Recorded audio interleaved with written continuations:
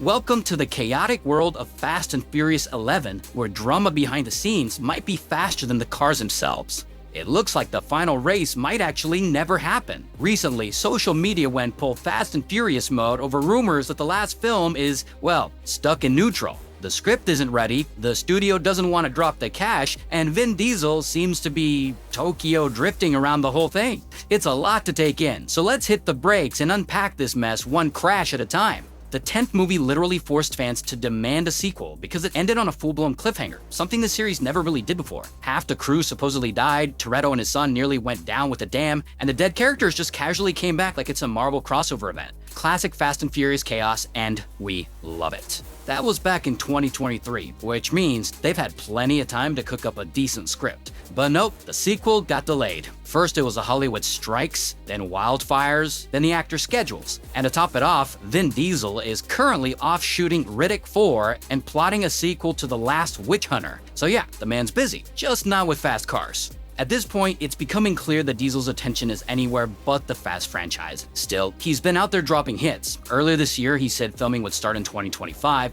and the release is planned for 2027. At a festival, he even promised that Brian, yep, that Brian, will appear because, quote, "it's the final movie and we can't end without him." Just a few days ago, Vin posted a photo with Michelle Rodriguez saying they'd finished an incredible day of shooting. Sounds like things are moving, right? Well, not so fast. Because as always, the truth hides in the details. A couple of weeks ago, Jason Momoa said he hasn't even seen the script for the final Fast and Furious. He's super hyped to return as Dante, but here's the kicker. No one's actually contacted him about the sequel, which pretty much means Diesel and Rodriguez are filming something else entirely. And considering that Momoa's character is literally the main villain, cutting him out of the film at this point would be like making a Jurassic Park movie without dinosaurs. Straight up impossible. A while back, Diesel hinted that he might be cooking up a short prequel to Fast 11. Dom and Letty have been the heart and muscle of this franchise since day one, so a little side story featuring them during the long pit stop actually makes sense. So yeah, don't be surprised if we start seeing some mysterious behind-the-scenes clips popping up on social media soon. But as for the final race itself, it's still sitting at the starting line, engine off.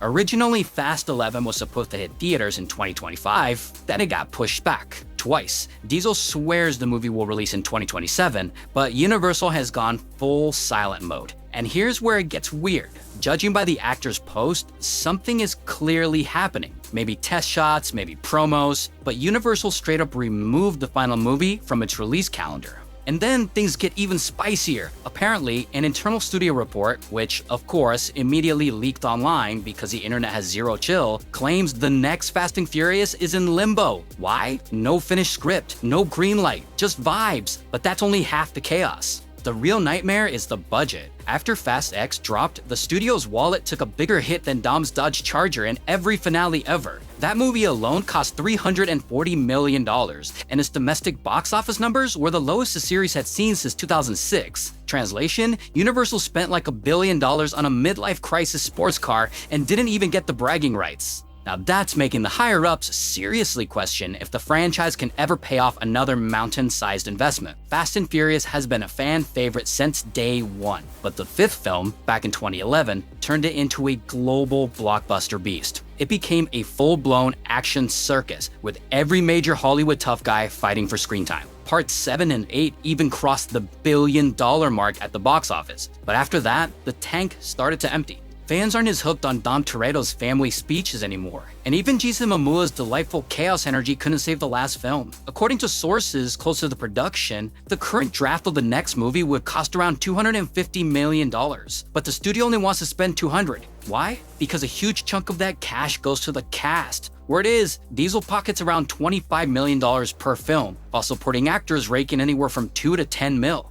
That's a serious problem when your crew list looks longer than a Marvel end credit scene, especially since Dwayne Johnson and Gal Gadot are both expected to make a comeback. Just the actors' paychecks alone are chewing through about $100 million of the budget. Naturally, nobody in the cast wants to take a pay cut because, you know, who wants to go from Lamborghini money to Tesla money? So the studio came up with another plan: save cash by limiting the number of international shooting locations, trimming some roles, and maybe just straight up deleting a few characters from the movie entirely. At the moment, there isn't even a final deal for anyone to return, and it looks like the script itself is already being chopped to pieces. Producer Neil Moritz said their main focus now is to make the finale satisfying, both creatively and financially. Translation: we want fans to cry, but also investors not to cry harder. The 10th movie's budget ballooned thanks to expensive CGI, a galaxy of A-list actors, and of course that mid-production director swap that costs about as much as a space launch. Even though Fast X made twice its budget back, the studio was expecting it to triple that number, and when you're Universal, anything less than record-breaking feels like a bad Tuesday.